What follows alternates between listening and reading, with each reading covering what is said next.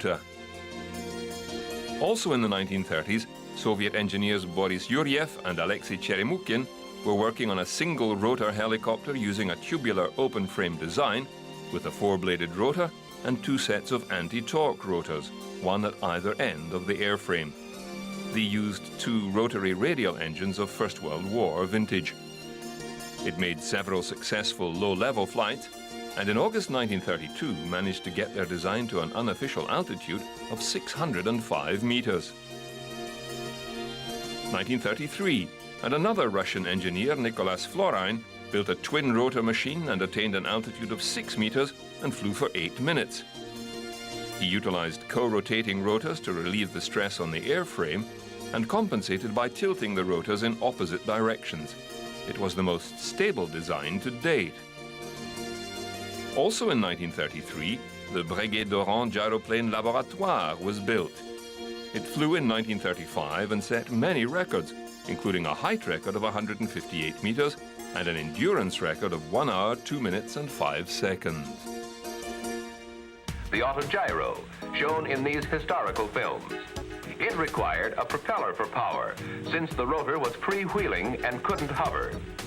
Many devices first developed for autogyros are being used in today's helicopter. Once again, the pre-war Germans were advancing technology on several fronts. Jet aircraft research, ballistic rockets, and now helicopters. The Focke-Wulf FW-61 first flew in 1936 and broke every world record ever held for helicopter flight. In 1937, it demonstrated capabilities previously only achieved by autogyros. And in 1938, Hanna Reitsch became the first female helicopter pilot. Nazi Germany would use a small number of helicopters during the war for observation, transport and medical evacuation. Two other models were produced, the Flettner FL-282 Kobry Syncropter and the Focke Achilles Fe-223 Drache. Due to extensive Allied bombing, none were able to be produced in any quantity.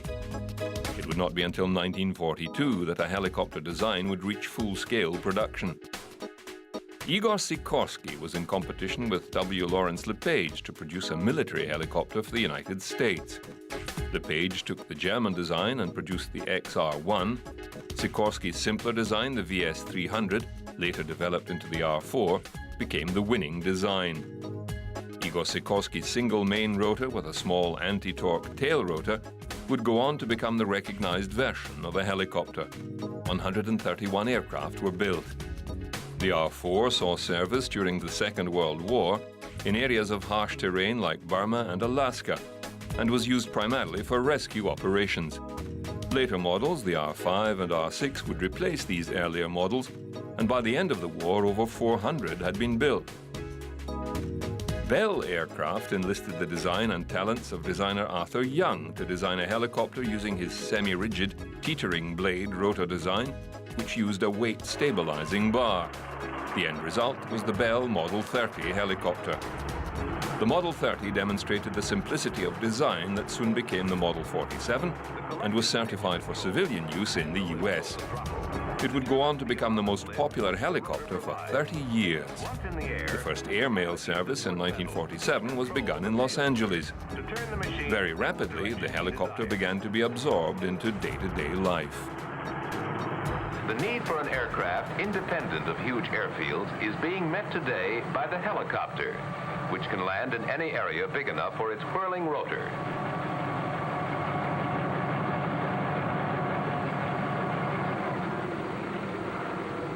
Helicopters are being used today for a wide variety of jobs, which can't be handled by other aircraft. In larger cities, they are delivering thousands of pounds of mail every day from outlying airports directly to the post office. These craft can carry some 400 pounds of mail on each trip, and in some cities, trips are made throughout the day at 20-minute intervals.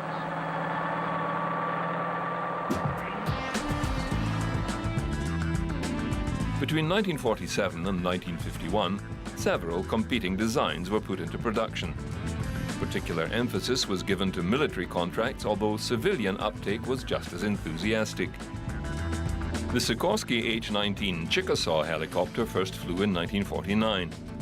A general-purpose craft, it was picked up by the US Army and Air Force. The design was so successful that it was also licensed to Westland Aircraft in the United Kingdom, who built the Westland Whirlwind. The US Navy and Coast Guard had their craft designated HO-4S, and the US Marines had their HRS. The design was also licensed in France and Japan, and the model was flown in many countries. There are a number of different kinds of helicopters being flown today. Some are designed with two rotors, which turn in opposite directions. Each rotor counteracts the torque action of the other, and thus eliminates the need for an anti-torque tail rotor. Twin-rotor helicopters have been built large enough to carry 16 persons, with a gross weight of more than 14,000 pounds. In New York City, the world's first scheduled passenger helicopter airline inaugurates new service with twin-rotor whirlybirds. The big ships carrying 15 passengers go into shuttle service between Manhattan and New York's outlying airports. For the air travelers, it offers a spectacular sightseeing ride from a tandem rotor flying banana.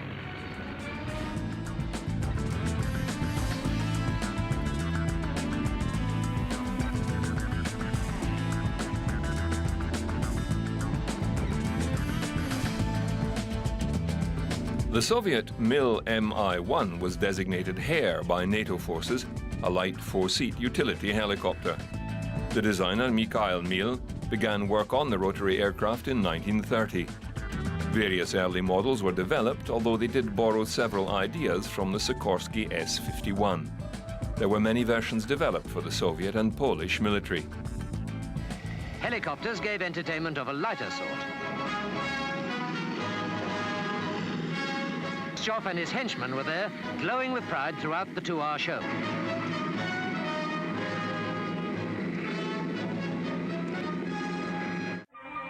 Attempts were made to introduce jet engines to the rotors of some models. The rotor blades works much like a fireworks pinwheel. The jet engines are the only source of power. Jet helicopters are simpler in construction, lighter, and easier to operate than conventional helicopters, although fuel consumption is very high. Although this concept was pushed hard, it did not catch on. The continued development of this and other types of helicopters, with their unprecedented freedom of movement and the wide range of uses to which they can be put, holds great promise for the future of transportation. Prince Bernhard is among the interested spectators viewing a demonstration of a new Dutch ramjet helicopter. The little jet engines are mounted in the tips of the rotors, eliminate complicated piston engines, clutches, and transmissions.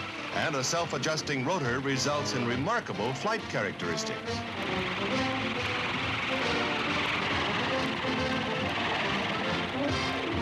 There's something out of this world about the little whirlybird at night, with flames shooting out from the 4 rotor blade tips.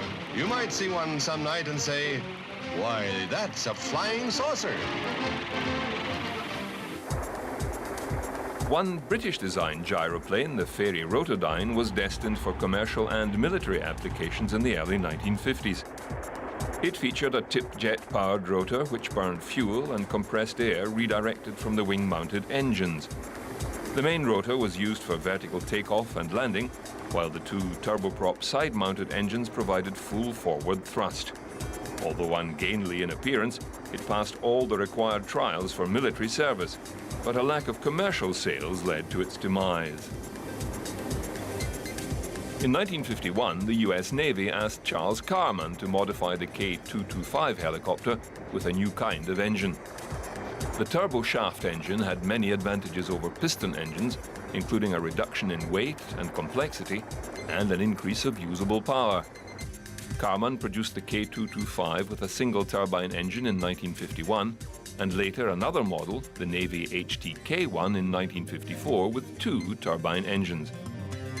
But it was the Sud Alouette II that would become the first mass-produced turbine-powered helicopter.